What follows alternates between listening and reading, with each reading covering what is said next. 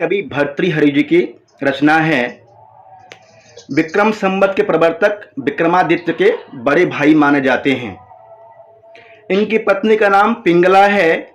इनके गुरु गोरखनाथ, वसुनाथ जो कि बौद्ध मत से संबंधित थे। इनके भाई अनुज भाई जो हैं, अनुज मतलब क्या होता है? छोटा, बड़े भाई, छोटा भाई का नाम है विक्रमादित्य जी। और पिता गंधर्व सेन जो कि मालव देश के राजा हैं। इत सिंह के कथन के अनुसार, इत सिंह के कथन के आधार पर भर्तृहरि को बौद्ध कहा जाता है। भर्तृहरि वेदांतोक्त ब्रह्म के उपासक थे। किसके उपासक थे भर्तृहरि जी? ब्रह्म के। ध्यान से सुनिएगा, जब पढ़ लेंगे तो क्वेश्चन करेंगे। भर्तृहरि का समय 57 ईस्वी पूर्व अथवा 575 से 650 ईस्वी के आसपास माना जाता है। भर्तृहरि की शैली रीति एवं गुण वैदर्भी रीति है, प्रसाद और माधुर्य गुण है इनका। मुक्तक काव्य के प्रथम कवि माने जाते हैं भर्तृहरि जी। भर्तृहरि के प्रिय छंद शार्दूल विकलितम है, शिखरिणी है। इनका मृत्यु 650 ईस्वी चीनी यात्री इनसिंह के अनुसार। इनकी रचनाएं हैं वाक्यपदीयम, व्याकरण का ग्रंथ है।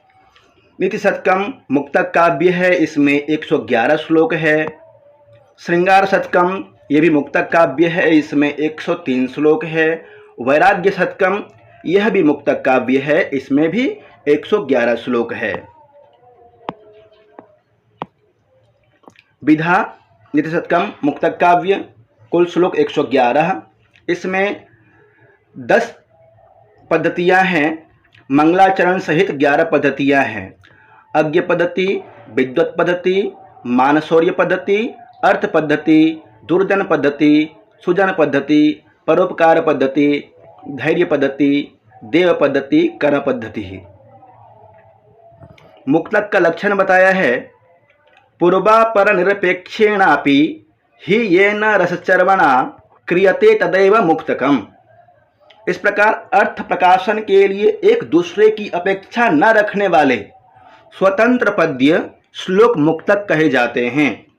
प्रथम श्लोक पढ़ते हैं, दूसरे श्लोक में ऐसा कुछ भी नहीं कि प्रथम श्लोक की अनुवृत्ति जाएगी या प्रथम श्लोक का अर्थ वहाँ भी जाएगा। जब इस तरह का वर्णन हो तो उसको मुक्तक कहते हैं। नीति शतकम में वर्ण विषय को 11 पद्धतियों में समाहित किया गया है। भर्तृहरि ने नीति शतकम में ब्रह्म की स्तुति के पश्चात मूर्ख निंदा से ग्रंथ का आरंभ किया है। नीति शतकम में भर्तृहरि की शैली प्रसाद गुण से युक्त और मुहावरेदार है। नीति शतकम के मंगलाचरण में अनंत ज्ञानमय स्वानुभव मात्र से जानने योग्य ज्योति स्वरूप ब्रह्म को नमस्कार किया गया है। नीति शतकम का मंगलाचरण नमस्कारात्मक है। इसका मंगलाचरण श्लोक है।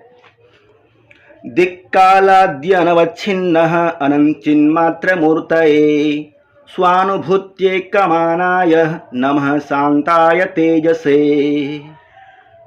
दिक् कालादि अनवच्छिन्नः अनंत चिन्मात्र मूर्तये स्वानुभूति एकमानाय नमः शांताय तेजसे। किसकी उपासना की गई है इस श्लोक में? ब्रह्म की। तेज स्वरूप ब्रह्म की उपासना की गई है। नमः नमस्कारात्मक मंगलाचरण है। कहा गया है दिक् मतलब दिशाएं। दिशाएं कितनी होती हैं? 10 दिशाएं होती है जी, बहुत अच्छे।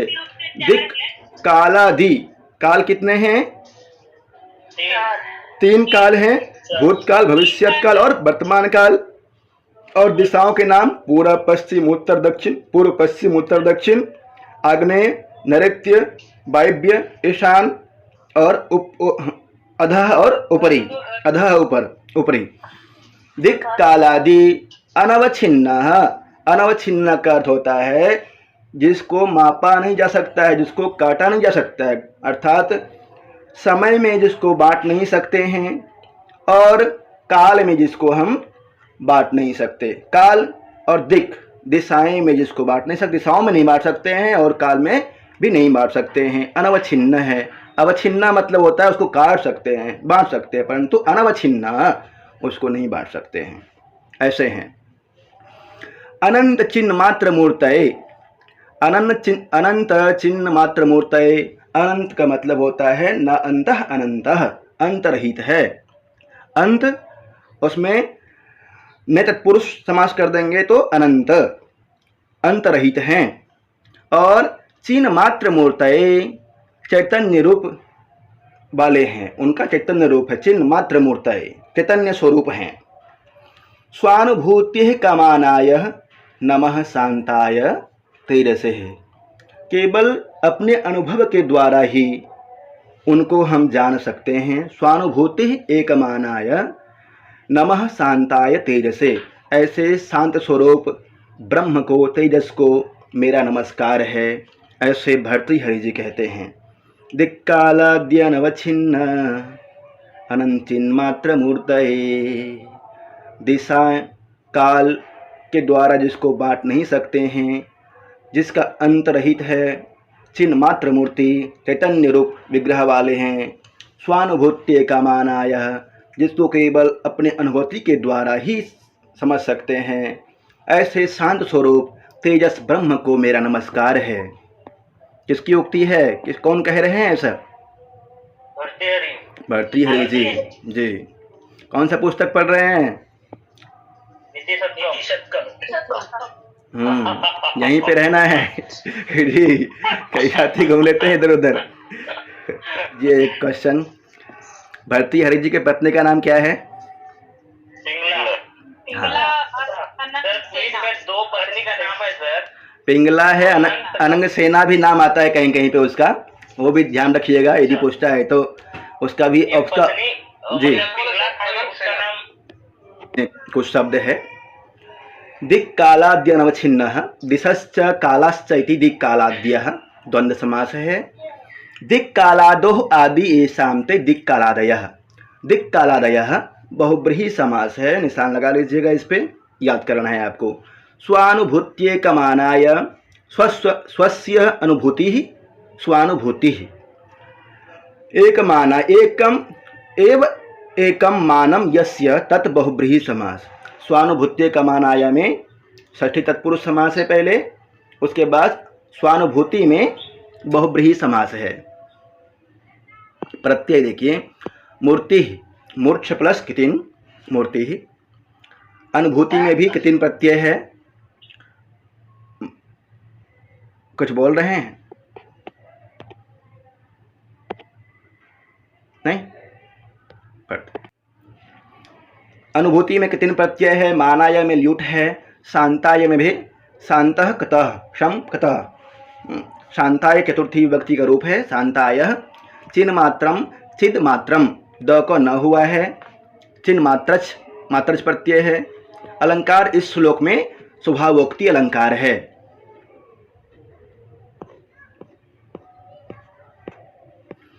तेजसे नमः, नमः स्वस्ति स्वाहा स्वधा अलम बसट योगाच सूत्र से परिचित है भली भांति। इस सूत्र से चतुर्थी विभक्ति हुई है, नमः स्वस्ति स्वाहा स्वधा अलम बसट योगाच से। गुरवे नमः, तेजसे नमः। और छंद कौन सा? छंद कौन सा है इसमें?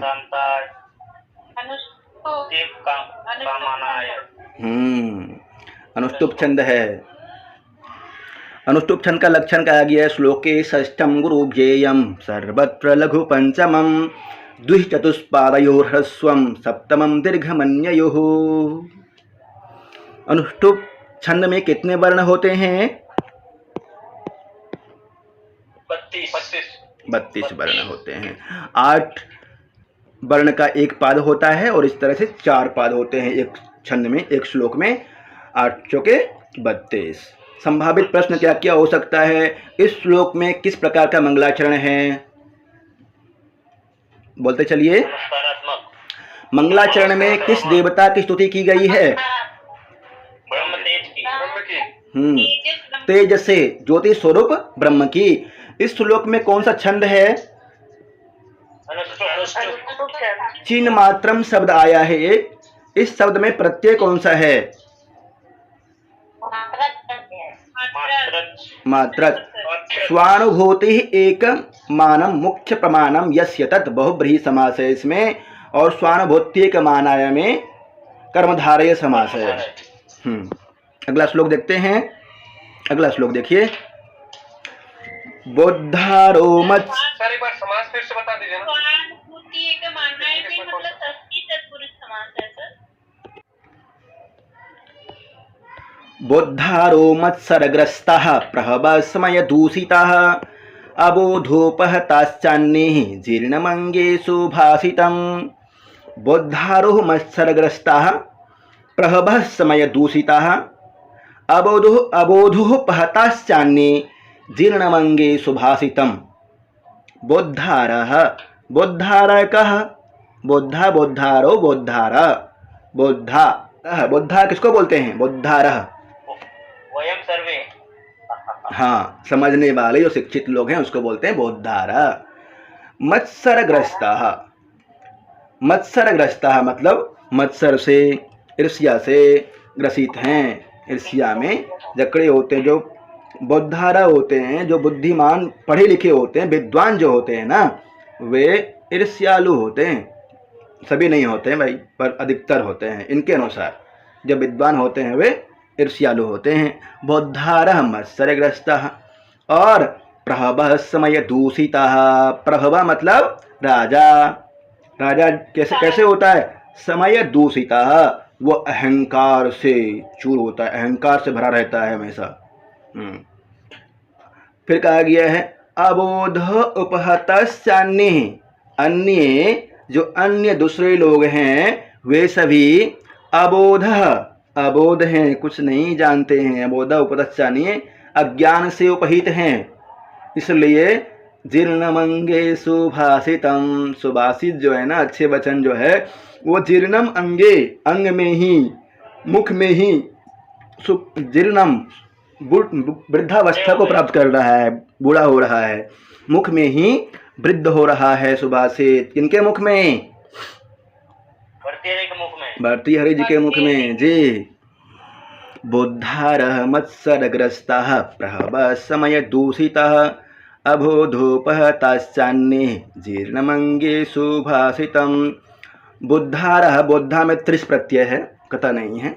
बोद्धारः, बोद्धा बुद्ध धातु है, त्रिच प्रत्यय है, बुद्धा बोद्धा बनता है। बोद्धारः जो बोद्धा लोग हैं, जो विद्वान लोग हैं, वे मत्सरग्रस्तः ईर्ष्यालु हैं, ईर्ष्या करते हैं। और प्रहवः मतलब राजा होता है। समयः मतलब अहंकारी। राजा जितने नृप वर्ग हैं वे सभी अहंकार से परिपूरित हैं। अबोध उपहतश्चान्ये, अन्य जो सामान्य जन हैं हम सभी, वे सभी अबोध अबोध हैं भाई, कुछ नहीं जानते हैं। इसलिए सुभाषितम अंगे जीर्णम, जितने सुभाषित हैं, अच्छे वचन हैं, वे सभी भर्तृहरि जी के मुख में ही जीर्णम वृद्ध हो रहा है, वही खत्म हो जाता है। बोल भी नहीं पाते हैं बेचारे। कुछ पूछना है पूछ लीजिए, मैं पूछ लूं? जी सर। जी, देख लेते हैं इसमें। अबोधोपहता, अबोध उपहता गुण संधि है। चान्य च प्लस अन्य दीर्घ संधि है यहाँ पे। समास मत्सरग्रस्तः मत्सरेण ग्रस्तः तृतीय तत्पुरुष समास। समय दूषिता समयेन दूषिता तृतीय तत्पुरुष समास है। अबोध में न बोध अबोध नई तत्पुरुष समास है। अबोधोपहता अबोधे न उपहता, इसमें भी तृतीय तत्पुरुष समास है। प्रत्यय देखते हैं। बोद्धारा बुद्ध त्रिच प्रत्यय। बुद्धारा में ग्रस्ता, ग्रस्ता में ग्रस कथा प्रत्यय है। दूषिता दुष नीच कथा प्रत्यय। उपहता उपहन कथा प्रत्यय। जीर्णः ज्री और कथा प्रत्यय। सुभाषितम सुभाष और कथा प्रत्यय सुभाषितम बना है। इसमें अनुष्टुप छंद है। प्रश्न क्या क्या बन सकता है? पंडित जन या विद्वान लोग किससे ग्रस्त हैं? और प्रहबा, प्रहबा का अर्थ क्या होता है? स्वामी। राजा, राजा लोग किससे ग्रसित हैं? अहंकार से अहंकार से, गर्व से। जी। मैं उसी का बोधार शब्द में प्रकृति प्रत्यय क्या होगा? भूत प्लस दृच। अबोधोपतश्चान्ये, इसमें अन्य शब्द किसके लिए आया हुआ है? सामान्य जन, सामान्य व्यक्ति। सामान्य व्यक्ति के लिए। जी। उपहता शब्द में कौन सी धातु है? उपहता। उप उपसर्ग है, हन धातु है और कता प्रत्यय है। उप, हन और कता, उपहता। कौन है? मत्सरग्रस्ता कह।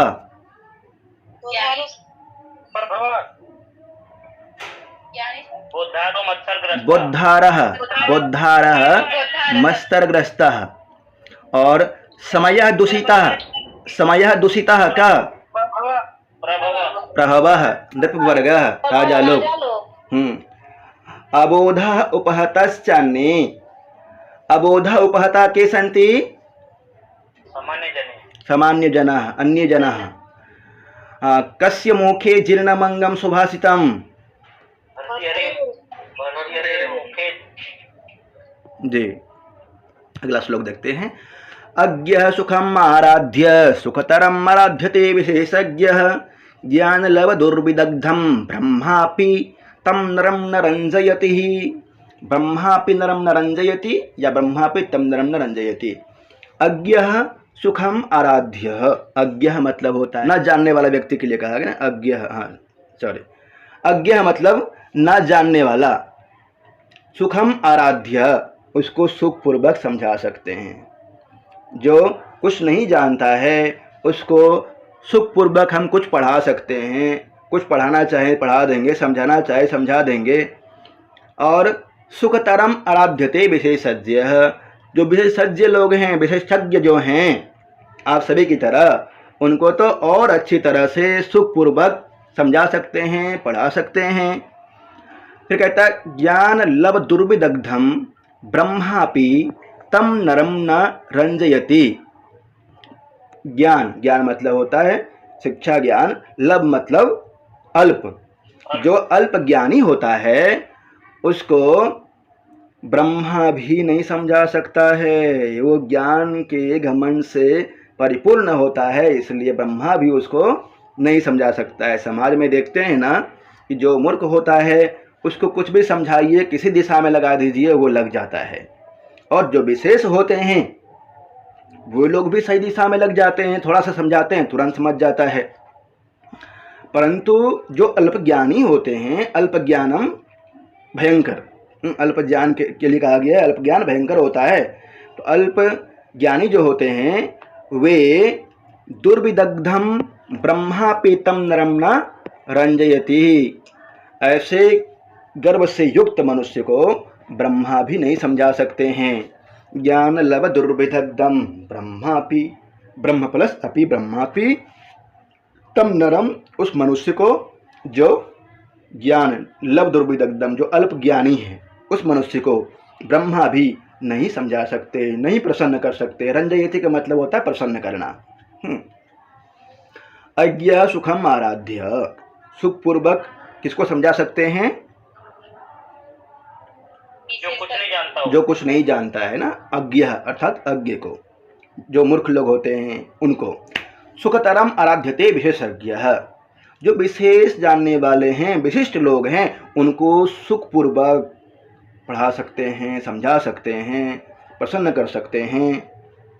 ज्ञान लव दुर्विदग्धम, जो अल्पज्ञानी होते हैं वे लोग घमंड से परिपूर्ण होते हैं, उनको कोई नहीं समझा सकता है और उनको प्रसन्न भी नहीं कर सकते हैं। संतुष्ट करने के अर्थ में आराध्यते, संतुष्ट करना, और समझाने के लिए बोला मैंने, पढ़ा सकते हैं या समझा सकते हैं। अज्ञ सुखम आराध्य, जो अज्ञ हैं, जो कुछ नहीं जानता है। गांव में विक्रम जी आपने देखा होगा, कभी घूमने गए होंगे, गांव तो परिचित है अच्छी तरह से। गांव से आप कोई बिल्कुल कुछ नहीं जानने वाला होगा तो उनको आप समझाइए, आपके पास आएगा, बैठेगा, भाई बहुत कुछ जानता है, इससे कुछ जान ले लेते हैं। और जो कुछ बताएंगे उसके अनुसार चलेगा वो। अज्ञ सुखम आराध्य, उसको सुखपूर्वक समझा सकते हैं। कुछ भी समझाना हो, काम भी करवाना हो तो समझाइए, थोड़ा सा समझ जाएगा, हाँ ऐसे ही करना है, हम इस तरह से करेंगे जैसे आप बताए हैं वैसे ही करेंगे। और सुखतरम आराध्यते विशेषज्ञ, जो विशेषज्ञ लोग होते हैं ना, विशिष्ट लोग आप जैसे, उनको और अच्छी तरह समझा सकते हैं। एक बार बता दो भाई ये काम ऐसे होगा, दिशा निर्देश दे दो, वो और अपने आप आगे काम करते रहेगा, उसी तरह से और बढ़ जाएगा आगे। परंतु जो अल्प ज्ञानी होता है, जो कहता है हाँ आप बता रहे हैं हम तो ऐसे कर लेंगे, अच्छा ये है ना, ये इसका आगे ये होता है, अच्छा ये श्लोक पढ़ा रहे हैं सर, ये इसका आगे ये होगा, उसको समझाना, वो ज्ञान के घमंड में परिपूर्ण होता है, उसको समझाना बहुत मुश्किल है। ब्रह्मा भी उसको प्रसन्न नहीं कर सकता है। होता है ना, बहुत लोग होते हैं कि मोदी काम करे तो भी ठीक, ना करे तो भी ठीक। कुछ लोग होते हैं कि भाई काम कर रहा है, पेट्रोल का दाम कम कर देंगे तो भी अरे क्यों कर दिया, हम तो विपक्षी पार्टी हैं, ये कम दाम नहीं करता तो लोग गुस्सा करते और अच्छा रहता ये हार जाता, बढ़ा दिया तो देखना कितना दाम बढ़ा दिया। तो बोल उसे भी समझा सकते हैं, उसको और अच्छी तरह समझा सकते हैं। परम ये बताइए, एक छात्र बिल्कुल नया नया आएगा, एकदम नया नया, ठीक है, अभी हमारे पास में छठे छात्र क्लास का, और बिल्कुल विनम्र होकर के आएगा ना, कुछ नहीं जानता है पर विनम्र होकर के आएगा, जैसे आप पढ़ाएंगे हम वैसे पढ़ लेंगे, उसको समझाना आसान होगा, ठीक है। और एक जी, और एक आप जैसे आते हैं कि हमको पढ़ाइए तो मैं आपको पढ़ाना शुरू करूँगा, आप तुरंत पकड़ते जाएंगे, हाँ सर इस तरह पढ़ा रहे हैं, श्लोक इस तरह से, इसका अर्थ ये है, समास ये है, छंद ये है, ऐसे प्रश्न पूछते हैं, अपने आप भी बहुत कुछ करेंगे, क्योंकि हम तो 1-1.5 घंटा पढ़ाते हैं, उसके बाद अपने आप मेहनत करते हैं, आप तो बहुत कुछ कर रहे हैं, सुखपूर्वक पढ़ा रहे हैं आपको हम। परंतु जो अल्प ज्ञानी होता है, यहीं पे यदि मैं पढ़ा रहा हूँ, सर गलत पढ़ा रहे हैं, इसका अर्थ ये नहीं होता है, इसका अर्थ ये नहीं होता है, कई बार होता है पढ़ते पढ़ते हो सकता है कुछ शब्द छूट जाए या किसी शब्द का भाव निकले या अर्थ होता है, कई बार हो जाता है, इसको मना नहीं कर सकते हैं। तो वहाँ पर बहुत ज़्यादा इस तरह से आक्षेप करना, बताना चाहिए इसका अर्थ ये होगा, क्योंकि हम सब शिष्य जो हैं मित्र के भाव में रहते हैं, सब साथी हैं, परंतु वहाँ गर्व से परिपूर्ण होकर के, घमंड से नहीं, वो तो जानता ही नहीं है, हम इसका जानते हैं, इस तरह से करना, वो हो गया ज्ञान लव दुर्विदग्धम ब्रह्मा पितम न रंजयति। सहयोग करना, बताना अच्छी बात है, परंतु गर्व से परिपूर्ण होकर के नहीं। ज्ञान लव दुर्विदग्धम ब्रह्मा पितम न रंजयति, वैसे व्यक्ति को ब्रह्मा भी नहीं समझा सकता है, उसको प्रसन्न नहीं कर सकता है। अब बताइए समझ गए या नहीं समझे? जी जी बिल्कुल सर। अच्छा सर, मेरे में एक श्लोक है जो द्वितीय में ही है, ठीक है, अब आप जो पढ़ाए श्लोक वो मेरे में तीसरे में था और अभी जो पढ़ा रहे हैं वो चौथे में है। तो अब जो दूसरा श्लोक है ना, याम चिंतयामि सततम मयि सा विरक्ता, हाँ वो लाइन में दीप्ताम च त्वं च मदनम से मदीयम से माम च, ये श्लोक, हाँ ये श्लोक वास्तव में उनके जीवन से संबंधित है। याम चिंतयाम सततम मयि सा विरक्ता साप्यन्योन्यम, ये कहानी है उनकी जीवन की अपनी। आगे बढ़ते हैं। ये पद्धति कौन सी चल रही है? 10 पद्धति है ना, 10-11 पद्धति है, कौन सी पद्धति पढ़ रहे हैं? मूर्ख पद्धति चल रही है। मूर्ख पद्धति। मूर्ख पद्धति में देखिए आगे आएगा, आगे पद्धति प्रसैह मणिमुद्धरेतम। जी कहाँ से कौन सा पद्धति है ये बताते चलिएगा। अभी जितना पढ़ रहे हैं मूर्ख पद्धति ही है। और कितना सिलेबस में इसमें लगा, सब मूर्ख पद्धति में ही है ना? हाँ 1 से 10 एक 10 मूर्ख पद्धति में आएगा। पढ़ते हैं आगे।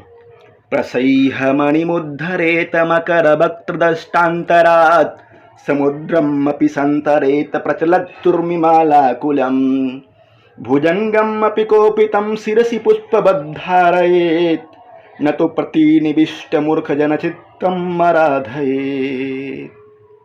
छंद कौन सा है इसमें बताइए?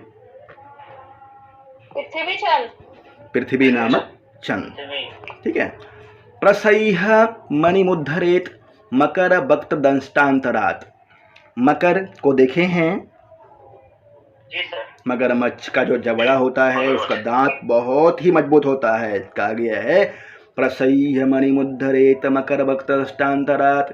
मकरवक्त्रदष्टान्तरात् मगरमच्छ के जबड़े से, दांत के भीतर से, प्रसह्य मतलब बलपूर्वक, मणि को, उद्धरेत निकाल सकते हैं। मगरमच्छ के जबड़ों के बीच में से, दांत के बीच में से बलपूर्वक, प्रसह्य बलपूर्वक मणि को निकाल सकते हैं। जबकि मगरमच्छ का जबड़ा होता है वो बहुत ही शक्तिशाली होता है, एक बार पकड़ ले तो हाथी भी उसको जल्दी नहीं छुड़ा पाता है। हाथी के लिए मुश्किल हो जाता है। तो मगरमच्छ के मुख में स्थित दांत से बलपूर्वक मणि को निकाल सकते हैं। प्रचलत उर्मिमाला कुलम समुद्रमपि संतरेत। समुद्रमपि संतरेत, समुद्र को भी पार कर सकते हैं। कैसे समुद्र को? प्रचलत उर्मिमाला कुलम, उर्मी मतलब तरंग, माला मतलब समूह, तरंगों के समूह से युक्त, कुलम मतलब समूह, उर्मी मतलब तरंग, माला मतलब हो गया समूह, कुलम मतलब कुलम, माला समूह, माला के समूह के क्या अर्थ दिया है?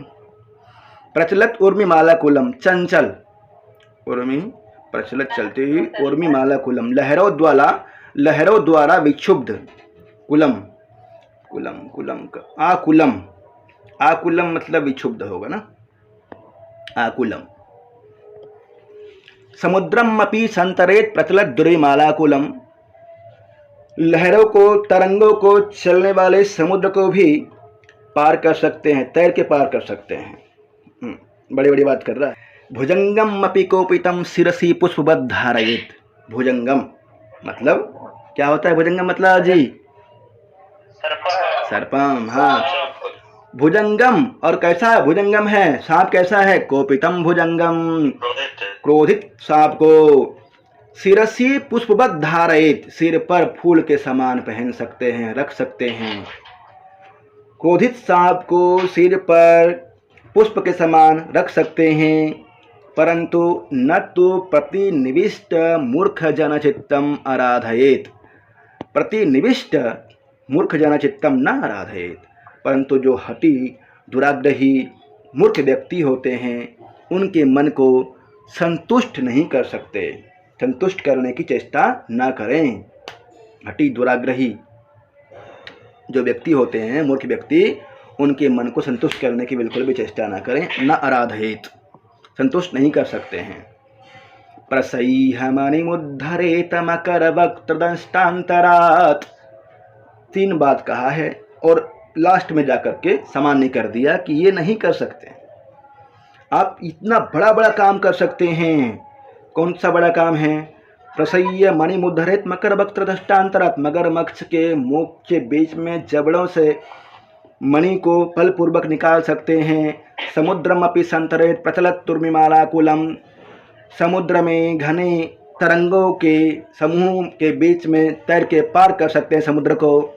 भुजंगम अपि कोपितम भुजंगम, क्रोधित सांप को शिरसी, सिर पर पुष्प के समान धारण कर सकते हैं, परंतु जो मूर्ख लोग होते हैं, जो मार्ग से भटक गए हैं, ऐसे मूर्ख लोगों को ब्रह्मा प्रतिनिविष्ट मूर्ख जनचित्तम आराधयेत, ऐसे मूर्ख लोगों के चित्त को प्रसन्न नहीं कर सकते हैं और प्रसन्न करने की कोशिश भी नहीं करना चाहिए। जो हठी होते हैं, जो दुराग्रही होते हैं, उन लोगों को कभी यदि बीच कहीं भी रास्ते में वैसे लोग मिल भी जाए तो नमस्ते करके साइड हो जाइएगा।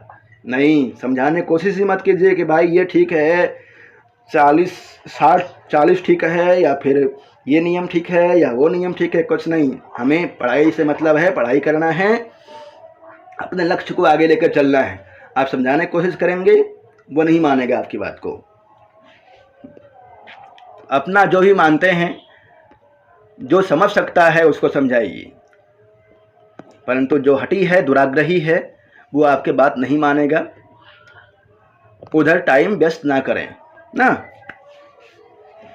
कोई चाहे तो मगर के मुंह में हाथ डालकर उसके दांतों के बीच से मणि को जबरदस्ती खींचकर निकाल सकता है। लहराती तरंगों से उमड़ते समुद्र को हाथों से तैरकर पार कर सकता है। अपने सिर पर क्रोध से जलते हुए सांप को पुष्पमाला की तरह धारण कर सकता है। परंतु जिद्दी मूर्ख के मन को कोई प्रसन्न नहीं कर सकता। न तो प्रतिनिविष्ट मूर्ख जन चित्तम न आराधयेत। बताइए प्रसह्य मतलब क्या होगा? बल बलपूर्वक। उर्मी तरंगे मालाकुलम बार बार आना। उर्मी का मतलब तरंग का, माला कुलम भूमि का बार बार आना। बार बार आना, समूह, उसका समूह, तरंगों का समूह। भुजंगम का विशेषण क्या है? विशेषण पूछा मैंने, विशेषण, अर्थ नहीं। कौपितम, कौपितम भुजंगम। जी, किस व्यक्ति को समझाना बड़ा मुश्किल है, नहीं समझाना चाहिए? प्रतिनिष्ठ प्रतिनिविष्ट, हठी, जो हठी है, जो हठी है, मूर्ख है, वैसे उन व्यक्तियों के चित्त को समझाना बहुत मुश्किल है, नहीं समझाना चाहिए उनको। पृथ्वी नामक छंद है जिसका लक्षण होता है जसो जस यला वसु ग्रह्यतिश्च पृथ्वी गुरु। जसो जस यला वसु ग्रह्यतिश्च पृथ्वी गुरु पृथ्वी नामक छंद का लक्षण है। प्रत्येक चरण में जगन, सगन, जगन, सगन, यगन, एक लघु वर्ण तथा एक गुरु वर्ण हो उसे पृथ्वी कहते हैं।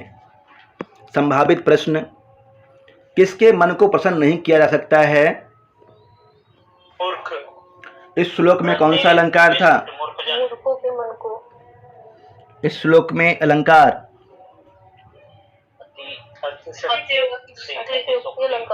प्रतिनिविष्ट शब्द है, इसमें प्रति उपसर्ग है, नि उपसर्ग है, विष धातु है, कता प्रत्यय है। प्रतिनिविष्टता।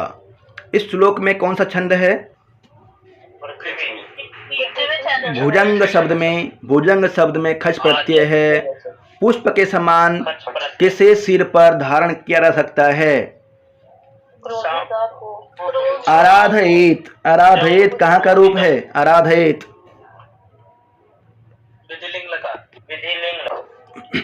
इसी तरह से अगला श्लोक है 5वां श्लोक। लभेत सिकतासु तैलमपि यत्नतः पीडयन् पिबेच्च मृगतृष्णिकासु सलिलं पिपासार्दितः कदाचिदपि पर्यटन् च विषाणम् असादयेत् न तु प्रतिनिविष्ट मूर्खजनचित्तम् आराधयेत्। बालों से तेल निकल सकता है क्या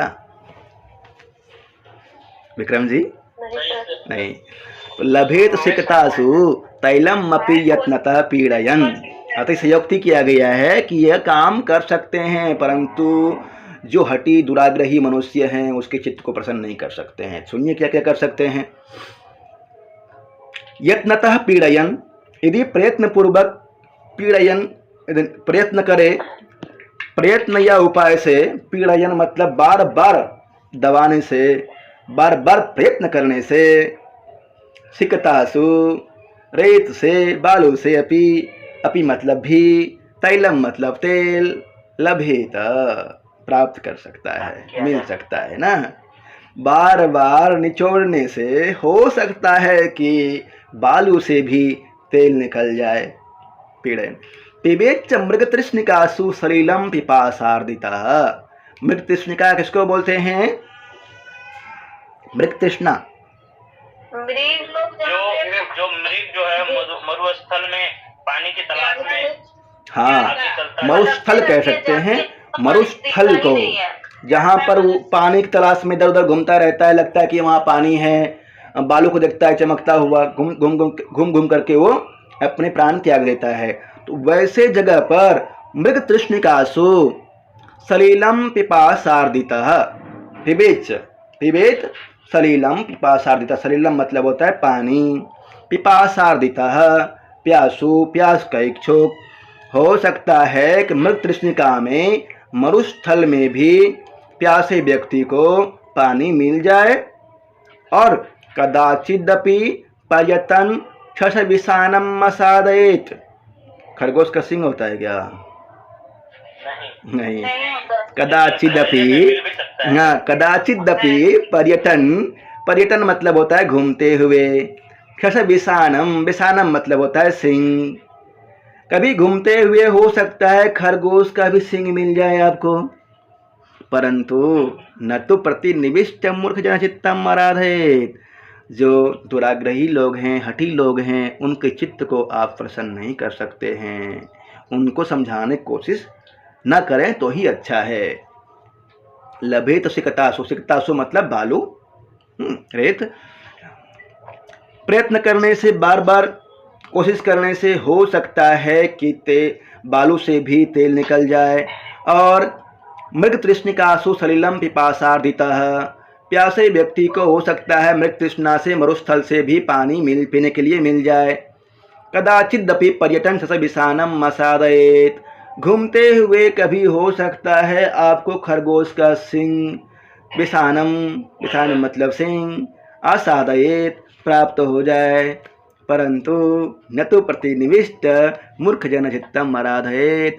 जो हठी हैं, दुराग्रही हैं, उनके चित्त को चित्तम न आराधयेत, उनके चित्त को आप प्रसन्न नहीं कर सकते हैं। प्रसन्न करने की कोशिश ना करें। बार बार कह रहा है, अपना समय वहाँ पे बर्बाद नहीं करना है कहीं पे, ध्यान रखिएगा। दुराग्रही मूर्ख के चित्त को संतुष्ट करने की चेष्टा बिल्कुल ना करें।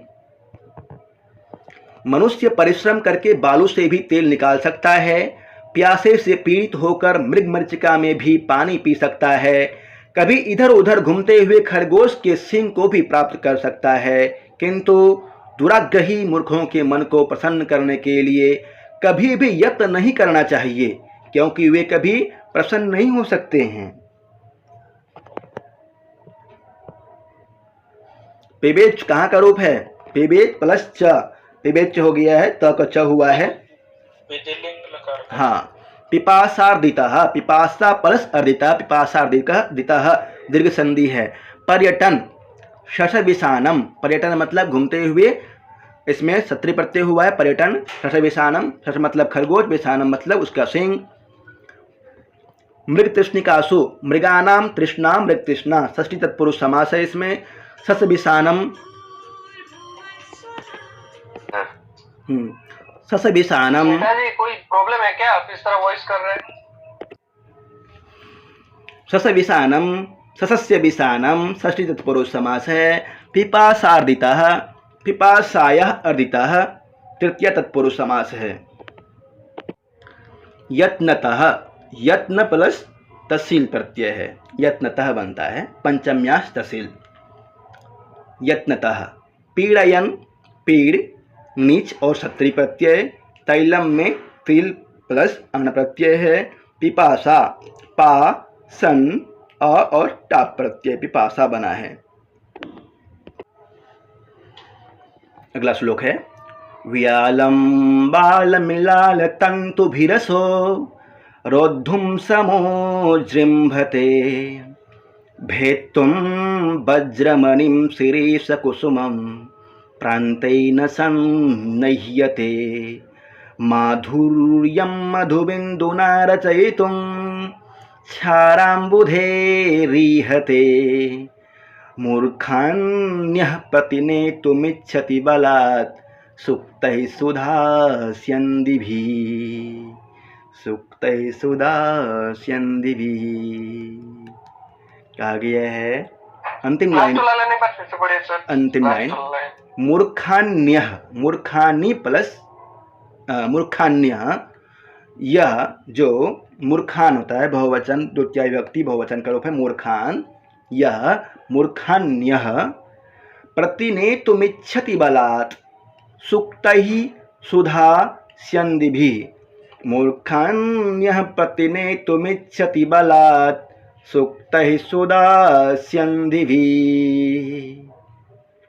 सर मेरे में थोड़ा सा दूसरा है सर, लास्ट वाला लाइन क्या है? सुक्ति सताम सुक्ति सुधास्यन्दिभिः, ये तो है, लेकिन शुरू में जो है चौथे लाइन में नेतुम वाछन्ति, हाँ, नैतुम वांछति, नैतुम वांछति, इसी के अर्थ में थोड़ा सा भिन्नता होगा, समझा देंगे, उसको भी पढ़ लेते हैं ऐसे। यह मतलब जो मूर्खान बलात् सुधास्यन्दिभिः सुक्तये प्रतिनेतुम् इच्छति। अंतिम लाइन का पहले अर्थ निकाला है इसमें, उधर 3 लाइन पहले निकाल रहा था, अंतिम लाइन का बाद में बता रहा था।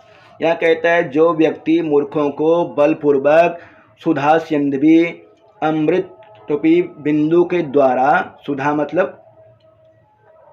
मतलब अमृत, स्यन्दिभिः मतलब उसके बूंदों से, क्या है वो सुधा, स्यन्दिभिः अमृत का बूंद क्या है, हाँ, सुधा स्यन्दिभिः मधु के बूंदों के द्वारा सुक्त ही नहीं, अमृत ही है, सुधा स्यन्दिभिः अमृत के, स्यन्दिभिः मतलब बूंदों से टपकाने से, बलात् सुक्त ही, सुक्त मतलब सुक्तियों के द्वारा, प्रतिनेतुम् इच्छति उसको सही रास्ते पर लाना चाहता है।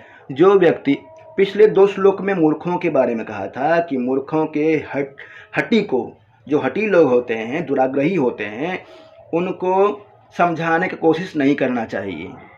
अब कहता है यह मूर्खान, जो व्यक्ति मूर्ख को बलात् मतलब बलपूर्वक, हठपूर्वक यदि वो आना चाहता है तो ला सकते हैं आप, विनम्र होकर के आएगा, परंतु बलपूर्वक सोचेंगे आप कि मैं उसको सही रास्ते पे ले आऊँ, अरे तुम दारू छोड़ दो, अरे तुम वेश्यागमन छोड़ दो, अरे तुम ये काम छोड़ दो, कभी नहीं कर पाएंगे। यह मूर्खान बलात् बलपूर्वक सुधास्यन्दिभिः अमृत के बूंदों के द्वारा, अमृत किसके बूंदों के द्वारा, तो सुक्त ही, सुक्ति रूपी, अच्छे वचन रूपी अमृत के द्वारा उसको सही रास्ते पे लाना चाहता है। तो वह क्या कर रहा है, व्यालम बालम मृणाल तंतुभिरसो रोद्धुम समो जृंभते। व्यालम, व्यालम का अर्थ क्या होता है, व्यालम, मदमस्त हाथी के लिए कहा गया व्यालम। व्यालम मदमस्त हाथी को बाल मृणाल तंतु भी, बाल मृणाल, मृणाल मतलब कई बार आया है मृणाल शब्द, कमल, तंतु मतलब होता है उसका डंडा, मृणाल कमल के तंतु भी मतलब उसके डंडे से, मृणाल तंतु, हाँ, मृणाल मतलब कमल के डंडा से, तंतु जो उसका तंतु होता है उससे भी, तंतु भी, असौ हाथी को, समो जृंभते बांधना चाहता है। कमल के नाल के रेशे से, जो रेशा होता है, तंतु होता है, उससे मदमस्त हाथी को बांधने का काम कर रहा है। व्यालम बाल मृणाल तंतु विलसो, भी बाल मोटा मोटा थोड़ी होता है उसका, कमल के तंतु तो देखा ही होगा आपने, और उसका भी रेशा को तोड़ते हैं तो इस तरह से सूत की तरह बन जाता है। बाल मृणाल तंतु विरसो, उसको छोड़ देते हैं कई बार अपने आप टूट जाता है, रेशा की तरह, मकड़ी की जाल की तरह होता है। डंडा जैसा होता है, तोड़ते रहते हैं तो मकड़ी की जाल की तरह गिरता रहता है। इतने कमजोर तंतु से, कमल के तंतु से, कमल के डंडक तंतु से मदमस्त हाथी को बांधने का काम करता है। भैत्वम वज्रमणिम शिरीष कुसुमम प्रांतेन सह नहीयते, नोट कर लीजिएगा। वज्रमणि, वज्रमणि बहुत ही कठोर होता है, उस वज्रमणि को शिरीष कुसुम प्रांतेन सन्नह्यते, शिरीष कुसुम बहुत ही कोमल होता है, शिरीष कुसुम के, भेतुम वज्रमणिम शिरीष कुसुमम प्रांतेन सन्नह्यते, शिरीष कुसुम मतलब फूल के एक भाग से वज्रमणि, वज्रमणि जो कि बहुत कठोर होता है, उसको काटने का काम करता है। सन्नह्यते माधुर्यम मधुबिंदुना रचयितुम क्षाराम्बुदे ह्रीह्यते, और माधुर्यम मधुबिंदुना रचयितुम क्षाराम्बुदे ह्रीह्यते। मधुबिंदुना, मधु मतलब होता है शहद, शहद के बिंदु से, शहद के कुछ बूंद से, क्षाराम्बुधे खारे समुद्र को, माधुर्यम रचयितुम ईहते, शहद के कुछ बूंदों के द्वारा खारे समुद्र को माधुर्यम मतलब मीठा करने का काम करता है। वो 3 बात कहा है कि यदि कोई व्यक्ति, हठी व्यक्ति को, जो मूर्ख हैं, उसको बलपूर्वक अच्छे वचनों के द्वारा सुधा रूपी अमृत के द्वारा सुक्त ही सिद्धास्यन्द भी, सुक्ति रूपी अमृत के द्वारा सही रास्ते पे यदि लाना चाहता है तो वह मदमस्त हाथी को कमल के नाल के तंतु से बांधने का काम करता है। और भेतुम वज्रमणिम शिरीष कुसुमम प्रांते न सन्नहीयते, वज्रमणि जैसे कठोर पत्थर को शिरीष पुष्प के कोमल भाग से काटने का काम करता है। माधुर्यम मधुबिंदुना रचयितुम क्षाराम्बुधैरीयते, मधुबिंदुना शहद के कुछ बूंदों के द्वारा खारे समुद्र को, क्षाराम्बुधे खारे समुद्र को, माधुर्यम रचयितुम मीठा करने का प्रयास करता है। मूर्खान्यः प्रतिनेतुमिच्छति बलात् सुक्तै सुधास्यन्दिभिः, सुधास्यन्दिभिः, यह जो मूर्खों को बलात् मतलब बलपूर्वक, सुधास्यन्दिभिः, सुधा मतलब होता है अमृत के, सिंधवी मतलब बूंदों के द्वारा, अर्थात सुक्ति रूपी अमृत के बूंदों के द्वारा अच्छे वचन से मूर्खों को सही रास्ते पर लाने का प्रयास करता है। वो सारा प्रयास उसका व्यर्थ जाता है। जिस तरह से हाथी को कमल के डंडे के तंतु से नहीं बांध सकते हैं और वज्रमणि को शिरीष कुसुम के एक भाग से नहीं काट सकते हैं, और मधुबिंदुना शहद के कुछ बूंदों से खारे समुद्र को मीठा नहीं कर सकते हैं, ठीक उसी तरह से मूर्ख व्यक्ति को अच्छे वचन रूपी अमृत के द्वारा सही रास्ते पे नहीं ला सकते हैं। रोद्धुम में कौन सा प्रत्यय होगा? रोद्धुम में कौन सा प्रत्यय है? रोद्धुम में तुमुन प्रत्यय है। और इस श्लोक में कौन सा छंद था? शार्दूल विक्रीडितम का लक्षण क्या होता है? सूर्यः स्वर्यदिमा सजो सततगः शार्दूल विक्रीडितम। ठीक, अगला श्लोक पढ़ते हैं। समझ में आ गया पिछला श्लोक? जी। स्वायत्तमेकान्तहितं विधात्रः विनिर्मितं छादनमज्ञतायः विशेषतः सर्वविदां समाजे विभूषणं मौनम पंडितानां। स्वायत्तम एकांतहितं विधात्रा विनिर्मितं छादनम अज्ञतायाः विशेषतः सर्वविदां समाजे विभूषणम मौनम अपंडितानां।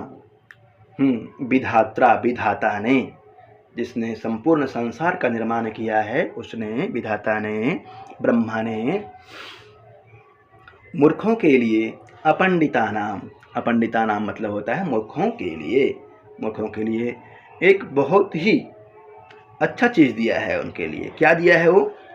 मौनम, मौन दिया है। विधात्रा ब्रह्मा ने अपंडितानाम, मूर्खों के लिए, जो मूर्ख हैं उनके लिए, स्वायत्तम उनके अधीन, एकांत हितम अत्यंत हितकारी, मौनम मौन को, अज्ञताया, अज्ञता मतलब होता है मूर्खता को छिपाने का, छादनम मतलब छिपाने का, विनिर्मितम साधन दिया है विधाता ने मूर्खों को मूर्खता छिपाने के लिए मौन रूपी अमृत कह सकते हैं या फिर बहुत बड़ा शस्त्र कह सकते हैं, उसको दे दिया है। स्वायत्तमेकान्तहितं विधात्रा विनिर्मितं छादनमज्ञतायः, विधाता ने मूर्खों के अधीन, एकांतहितम अत्यंत हितकारी, मौन को, अज्ञताया छादनम विनिर्मितम मूर्खता ढकने का एक साधन दे दिया है, जो कि सर्वविदाम समाजे, विशेषतः सर्वविदाम समाजे विभूषणम मौनम अपंडितानाम, अपंडितानाम अपंडित का, मूर्खों का, विशेषतः विशेष रूप से, सर्वविदाम समाजे जब सर्वविदाम अर्थात विद्वानों के बीच में जब वह जाता है, तो विद्वानों की सभा में जब बैठता है तब के लिए कह रहा है, मूर्खों के लिए मौन रहना बहुत बड़ा आभूषण है। वहां पे यदि कुछ बोल देगा तो उसकी मूर्खता चौपट हो जाएगी, सब जान लेंगे। विद्वता, जो विद्वता दिखा रहा है कि हाँ हम विद्वान हैं, वहाँ पे मालूम चल जाएगा। स्वायत्तमेकान्तहितं विधात्राः विनिर्मितं छादनमज्ञताया विशेषतः सर्वविदां समाजे विभूषणं मौनमपण्डितानाम्। अपंडितानां मूर्खों के लिए विधाता ने स्वायत्तम अपने अधीन, एकांतहितम अत्यंत हितकारी, विनिर्मितम छादनम अज्ञताया अज्ञता को, मूर्खता को, छादनम मतलब ढकने का, बहुत ही सुपर वाला साधन दे दिया है, बहुत अच्छा वाला साधन दिया है। विशेषतः सर्वविदाम समाजे, जब वो विद्वानों के बीच में बैठता है तो उसके लिए मौनम विभूषणम, मौन आभूषण हो जाता है उसका।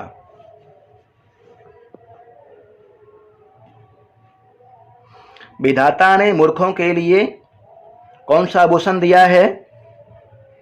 मौन।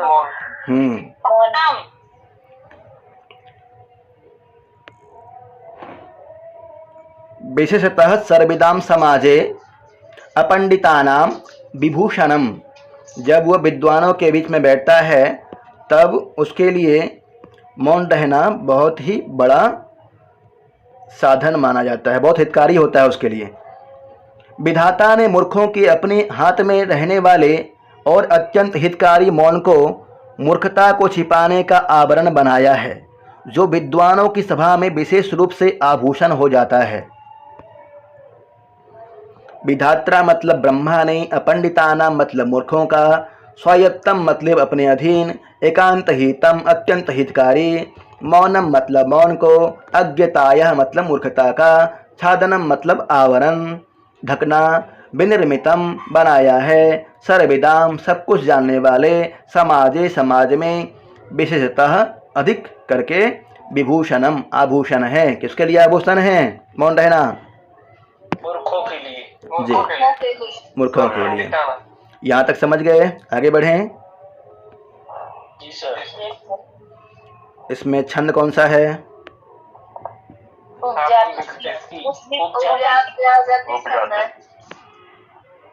विधात्रा शब्द आया था, विधात्रा शब्द में त्रिच प्रत्यय है,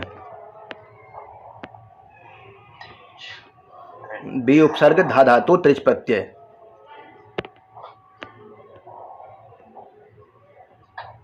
पंडित शब्द में इतच प्रत्यय है। मूर्खों के लिए किसी आवरण के समान बताया गया है मौन को। एकांतहितम शब्द में कौन सा प्रत्यय है? एकांतहितम, एकांतहितम में कौन सा समास पूछ रहा है? एकांतम हितम इति एकांतहितम सुप सुपा समास है। इस श्लोक में उपजाति छंद है।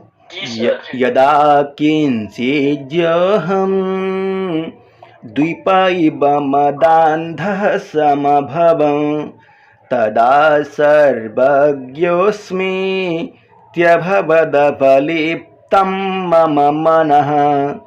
यदा किंचित् किंचित् बुधजनसकाशादवगतं तदा मूर्खोऽस्मीति ज्वर इव मदो मे व्यपगतः। तदा मूर्खोऽस्मीति ज्वर इव मदो मे व्यपगतः। शब्दार्थ देख लेते हैं। यदा मतलब जब, अहम मतलब मैं, किंचित यह थोड़ा सा जानने वाला था, गड़ईब हाथी की तरह, मदांधा मतलब मद से अंधा, संभवम हो गया था, तदा तब, सर्वज्ञ सब कुछ जानने वाला, अस्मि हूँ, इति मतलब इस प्रकार, मम मतलब मेरा, मन मतलब मन, अवलिप्तम मतलब गर्भ से युक्त, बुध जन सकाशात विद्वानों की संगति से, किंचित किंचित थोड़ा थोड़ा, अवगतम सीखा, मदह घमंड, ज्वरईब ज्वर की तरह, व्यपगतः दूर हो गया। देखिए श्लोक। यदा किंचित योहम द्वीप इव मदांध संभव। यदा जब मैं, किंचित यह जानाती थी, कुछ जानता था या जानता हूँ, यहाँ पे जानता था के अर्थ में कीजिएगा। जब मैं थोड़ा थोड़ा जानता था, यदा किंचित यहम द्वीप इव मदांध संभव। द्वीप मतलब होता है हाथी, हाथी के समान ही मदान्ध हो गया था। जब मैं थोड़ा थोड़ा जानता था तब मैं हाथी के समान ही मदान्ध हो गया था। जहाँ पे वृक्ष नहीं होती है ना, तो अंडे के वृक्ष की पूजा होती है, जानते हैं? जहाँ वृक्ष नहीं हो, जहाँ वृक्ष नहीं होती है तो अरंडी का वृक्ष की भी पूजा होने लग जाती है।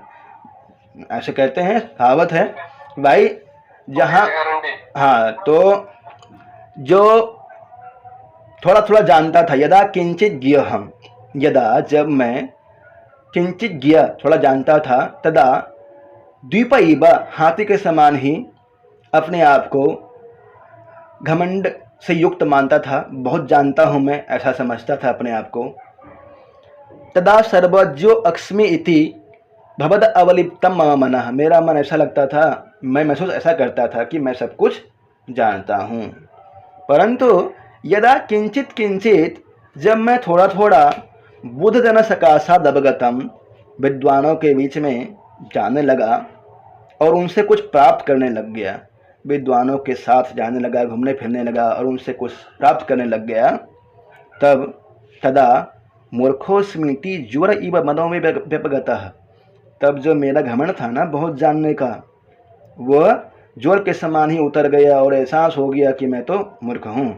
वास्तव में जब हम लोग इधर उधर घूमते रहते हैं, लगता है कि बहुत कुछ जान रहे हैं। जब अपने से ऊपर पहुँचते हैं, विद्वानों को विश्व में पहुँचते हैं, सभा में, लगता है कि हम कुछ नहीं जानते हैं। यदा किंचित जो हम द्वीपः इव मदान्ध समभव, जब मैं थोड़ा थोड़ा जानता था तो हाथी के समान अपने आप को मदमस्त समझता था, बहुत कुछ जानता हूँ ऐसे। तदा सर्वज्ञो अस्मीति भवद अवलिप्तम मम मनः, तदा मतलब तब ऐसा महसूस करता था कि मैं सर्वज्ञ हूँ। यदा किंचित किंचित, जब मैं थोड़ा थोड़ा बुद्ध जन सकाशात, विद्वानों के बीच में बैठने लग गया और उनसे कुछ ज्ञान प्राप्त करने लग गया, तदा तब मूर्खो अस्मीति, मैं मूर्ख हूँ, इस तरह से एहसास हुआ। और जो घमंड था जानने का कि मैं बहुत कुछ जानता हूँ, वह ज्वर इव मदो में व्यपगतः, ज्वर के समान ही वो उतर गया। जैसे दवाई खाने के बाद बुखार उतर जाता है ना, उसी तरह से विद्वानों के पास बैठ करके जो घमंड महसूस कर रहा था, द्वीपईव गज के समान, हाथी के समान ही, विद्वानों की दवाई मिलने के बाद, उनका उपदेश मिलने के बाद घमंड खत्म हो गया उसका, ज्ञान का घमंड। यदा किंचित जो हम द्वीपईव मदान्ध समभव, तदा सर्वज्ञोऽस्मि त्यभवद बलिप्तं मम मनः। यदा किंचित किंचित बुधजन सकाशादवगतम, बुधजन सकाशादवगतम, विद्वानों के बीच में बैठना, उनसे कुछ ज्ञान प्राप्त करना, उनसे कुछ सीख करके आना, उसके बाद ऐसा महसूस होना कि मैं तो गंगा में नहा करके आया हूँ, पवित्र होकर के आया हूँ, ज्ञान गंगा में, ज्ञान रूपी गंगा में नहा करके आ गया हूँ, सब कुछ मिल गया है मुझे। उससे पहले तो मैं कुछ नहीं जानता था, ऐसा एहसास होने लग जाता है।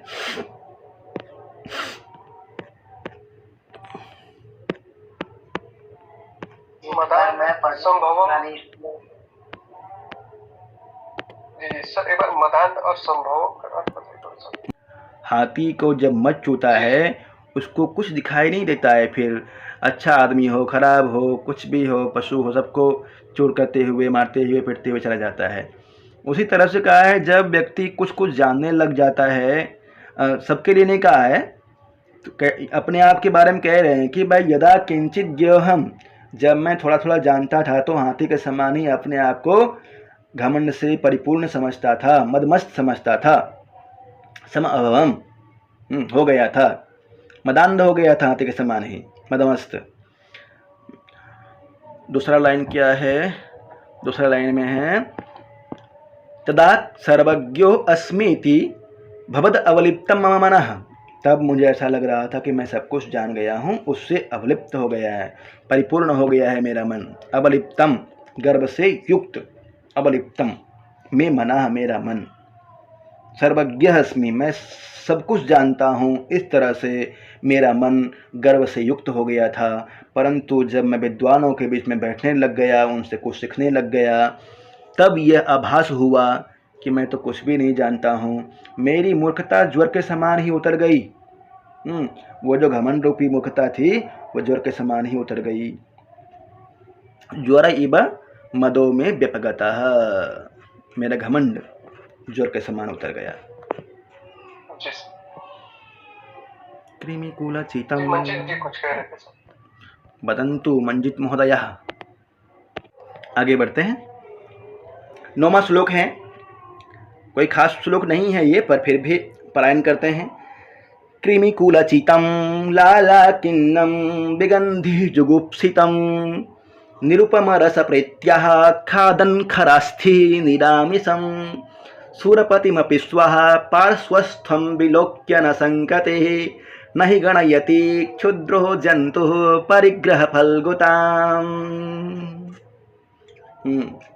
ध्यान से सुनिएगा क्या कहना चाहता है, और बहुत ध्यान से सुनने की आवश्यकता भी नहीं है। यदि खाना पीना खा रहे हैं तो जो पढ़ लिए हैं उतना ध्यान मत दीजिएगा ज़्यादा। कृमिकुलचितं लाला क्लिन्नम विगंधि जुगुप्सितम निरुपम रस प्रत्या खादन खरास्थि निरामिषम। स्वा कुत्ते को देखे हैं। कृमिकुलचितं सर ये तो जो है इतने ही टाइम को मतलब पढ़ाई होता है जब खाना खाने का टाइम रहता है उसमें। कोई बात नहीं, पढ़ लेते हैं, इसमें कुछ ज़्यादा नहीं है, 2-3 शब्द है, पढ़ते हुए निकलते हैं। कृमिकुलचितं, कृमि मतलब होता है कीड़े, कुल मतलब होता है समूह, चितम मतलब कीड़े के समूह से युक्त, कीड़ों से भरी हुई। कृमिकुलचितं लाला क्लिन्नम, लाल से भिंगी हुई।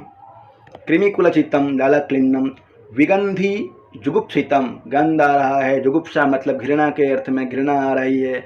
निरुपम रस प्रत्या, वह बहुत ही स्वादपूर्वक खा रहा है। क्या खाता है?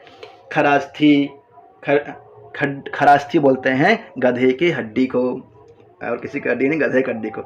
निरामसम जिसमें बिल्कुल भी मांस नहीं है, ऐसे हड्डी को वो खा रहा है। गंध भी आ रहा है, कीड़े से भरा हुआ है, लाला क्लिन्नम है। चलिए, सुरपतिमपि स्वाहा, वैसा कुत्ता। सुरपतिमपि, सुरपति होता है इंद्र, इंद्र को पार्श्वस्थम पास में विलोक्य देख करके न संकते, पास में इंद्र को देखकर भी वो शंका नहीं करता है, तनिक भी डरता नहीं है, भयभीत नहीं होता है। न ही गणयति क्षुद्रो जंतु परिग्रह फलगुताम, जो क्षुद्र जंतु होते हैं वे वस्तुओं की असारता को, वस्तुओं के महत्व को नहीं जानते हैं। भाई तुम किस में लगे हुए हो? ऐसे खरास्थि गधे के हड्डी को चबाने में लगे हुए हो, जो निरामिषम है, बिल्कुल भी मांस नहीं है उसमें, तुम्हारे मुंह से ही खून निकल रहा है, उसको ही चबा रहे हो, कीड़ा लगा हुआ है, बहुत खराब है। पास में इंद्र खड़े हैं, सुरपतिम, उनसे कुछ मांग लो ना, उनके पैर को छू लो, उनके पास जाकर बैठ जाओ, तुमको बहुत कुछ मिल जाएगा। परंतु नहीं, जो तुच्छ व्यक्ति होते हैं, जो तुच्छ क्षुद्र प्राणी होते हैं, वो वस्तुओं की असारता को, किसका वैल्यू ज़्यादा है और किसका कम है, उसके विषय में नहीं सोचते हैं। कृमिकुलचितं नहीं परिग्रह फलगुताम, परिग्रह फलगुताम, परिग्रह फलगुताम क्या गया? परिग्रह मतलब होता है स्वीकार करना, स्वीकार की गई वस्तु के, स्वीकार की। फलगुताम मतलब तुच्छता को, स्वीकार की गई वस्तु की तुच्छता को, अर्थात उसके प्रभाव को, स्वीकार की गई वस्तु के वैल्यू को, कि उसका वैल्यू क्या है, क्या बोलेंगे इसको, वैल्यू, मूल्य, उसका मूल्य मेरे लिए क्या है, किस वस्तु का मूल्य अच्छा है मेरे लिए, किसका खराब है, ये जो तुच्छ प्राणी होते हैं वो नहीं समझ पाते हैं। क्षुद्रो जंतु, क्षुद्र जंतु, नीच प्राणी। स्वा मतलब कुत्ता, कृमिकुलचित्तम मतलब कीड़ों से भरी हुई, याला क्लिन्नम लार से भीगी हुई, विगंधी दुर्गंध से युक्त, जुगुप्सितम निंदित, निरामसम मांस रहित, खरास्थी गधे की हड्डी के लिए कहा गया है। निरुपम रस प्रत्याह अनुपम रस के प्रेम से, खादन खाता हुआ, पार्श्वस्थम पास में खड़े हुए को, सुरपतिम इंद्र को, विलोक्य लिप प्रत्यय हुआ इसमें देखकर, न संकते लज्जा नहीं करता है, क्षुद्रो जंतु नीच प्राणी, परिग्रह फलगुताम स्वीकृत किए गए वस्तु की तुच्छता को, न गणयति विचार नहीं करता है। तो इंद्र जी खड़े हैं या फिर हड्डी को चबाते रहूं मेरे लिए वही उचित है, या फिर इनके पास जाऊं, विचार नहीं कर पाता है।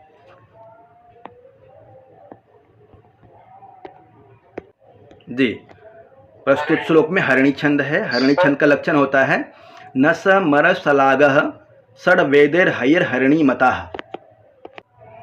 कुत्ता कीड़ों से भरी, लार से भेगी, दुर्गंधमयी हे निर्मांस गधे की हड्डी को बड़े चाव से चबाता हुआ अपने पास खड़े हुए इंद्र को भी देखकर नहीं लजाता, परवाह नहीं करता, नीच अपनाई हुई वस्तुओं की तुच्छता की परवाह नहीं करता, स्वग्रहित वस्तु की क्षुद्रता पर ध्यान नहीं देता है। जो वस्तु ग्रहण करता है, हड्डियों को चबा रहा है, उसकी क्षुद्रता पर ध्यान नहीं दे रहा है कि वो किस तरह का वस्तु है। इंद्र खड़े हैं पास में, उनके पास भी जा सकता था परंतु क्षुद्रता की ओर ही लगा हुआ है वो। उस हिसाब से दोनों सही होना चाहिए ना। और बाकी है अपनाए गई वस्तु की तुच्छता पर कौन ध्यान नहीं देता है? नीच व्यक्ति क्षुद्र जंतु। सुरपति शब्द किसके लिए आया है? निरामिष शब्द का क्या अर्थ है? गधे की। निरामिष मांस रहित। खरास्थी मतलब खरास्थी, खरास्थी गधा की हड्डी, खरास्थी गधे की हड्डी, गधवा होगा। खरास्थी गधे की हड्डी। विगंधी शब्द में विगतः गंध यस्य तत् बहुब्रीहि समास है। विलोक्य में विलुकी और ल्यप धातु है। इस श्लोक में हरणी छंद है। म्यूट कर लीजिए। 10वां श्लोक। शिरः सार्वं स्वर्गात् पशुपति शिरस्तः क्षितिधरं महेन्द्रादूतुंगाद् अवनिमवनेश्चापि जलधिम् अधोधो गंगेयं पदमुपगतस्तोकमथवा विवेकभ्रष्टानां भवति विनिपातः शतमुखः। विवेकभ्रष्टानां भवति विनिपातः शतमुखः। विवेक भ्रष्टानां, जो विवेक से भ्रष्ट हो जाता है उसका सैकड़ों तरह से पतन होता है। किस तरह से? कहते हैं शिरः सार्वं स्वर्गात् पशुपति शिरस्तः क्षितिधरम्। शिरः मतलब सिर से, सार्वं सार्वं शिरः शिव जी के सिर से, स्वर्गात् स्वर्ग से, पशुपति पशुपति मतलब शिव जी, फिर से शिरस्तः शिव जी के सिर से, शिरस्तः पंचमी व्यक्ति, क्षितिधरम क्षितिम धरती इति क्षितिधरम हिमालय पर, और महिद्रात उत्तुंगात उत्तुंगात महिद्रात ऊंचे ऊंचे हिमालय से, पहाड़ों से, अवनिम मतलब पृथ्वी पर आई, और अवनेह पंचमी व्यक्ति, अवनेह चापि जलधिम और पृथ्वी से जलधिम मतलब समुद्र में जाकर के गिरी। गंगा के बारे में कहा गया है कि इयम गंगा, यह गंगा किस तरह से इस धरती पर आई और धरती पे आने के बाद समुद्र में चले गई बताया गया है। इयम गंगा, यह गंगा स्वर्गात स्वर्ग से, सार्वम शिरः शिव जी के सिर पर आई, और शिव जी के सिर से पशुपतिस्तः शिव जी के सिर से, क्षितिधरम अर्थात हिमालय पर, ऊंचे पहाड़ियों पर हिमालय पर आई। महिद्रात उत्तुंगात उत्तुंगात उत्तुंगात मतलब महिद्रात उत्तुंगात ऊंचे पर्वतों से, महिद्रात उत्तुंगात ऊंचे पर्वतों से अवनिम, अवनि मतलब होता है पृथ्वी, पृथ्वी पर आई, पृथ्वी पर गिरी। और अवने ही, अवनि से, पृथ्वी से अपने रास्ता बना करके जलधिम, समुद्र में जा करके मिल गई। पता नहीं हुआ ना, स्वर्ग से कहाँ पे जा करके समुद्र में गिर गई। क्या क्रम है? स्वर्ग से शिव जी के मस्तक पे, शिव जी के मस्तक से हिमालय पर, हिमालय से फिर पृथ्वी पर, पृथ्वी से जलधिम, समुद्र में जाकर के मिल गई। कहा गया है अधोधो गंगेयम पदमुपगतस्तोकमथवा। यम गंगा, यह गंगा धीरे धीरे, अधो अधो, नीचे नीचे, अधो अधो, नीचे ही नीचे गिरती गई और थोड़ा थोड़ा नीचे नीचे गिरती गई और अंतिम में इसका पतन हो गया। अधोधो गंगेयम पदमुपगता, अपने पद से धीरे धीरे नीचे गिरती गई। उसी तरह से कहा गया विवेक भ्रष्टानाम भवति विनिपात शतमुख, जो विवेक से भ्रष्ट लोग होते हैं, अविवेकी होते हैं। विवेक जो ज्ञानपूर्वक काम करता है, सत्य सत्य का निर्णय कर लेता है, धर्मपूर्वक आचरण करता है, वो विवेकी। और विवेक से जो भ्रष्ट हो जाता है वैसा व्यक्ति विवेक भ्रष्टानाम भवति विनिपातः शतमुख, सैकड़ों प्रकार से, विनिपातः मतलब पतन होता है, भवति होता है, विनिपात इत्युक्ते पतन, भवति होता है, किसका पतन होता है? शतमुख, विवेक भ्रष्टानाम शतमुख, जो विवेक से भ्रष्ट होता है उस व्यक्ति का, शतमुख विनिपातः भवति, सैकड़ों प्रकार से उसका पतन होता है। गंगा किस तरह से पृथ्वी पर आई और समुद्र में गई, कैसे उसका पतन हुआ, क्रम याद है?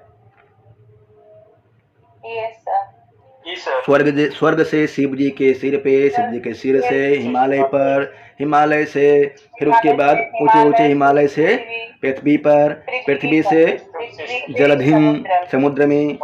उसी तरह से अधोधो गंगेयम पदमुपगता स्तोकमथवः, अधोअध धीरे धीरे, अधोअध नीचे नीचे, स्तोकम थोड़ा थोड़ा, पदम मतलब अपने पद को, उपगता प्राप्त हुई, नीचे प्राप्त होती गई।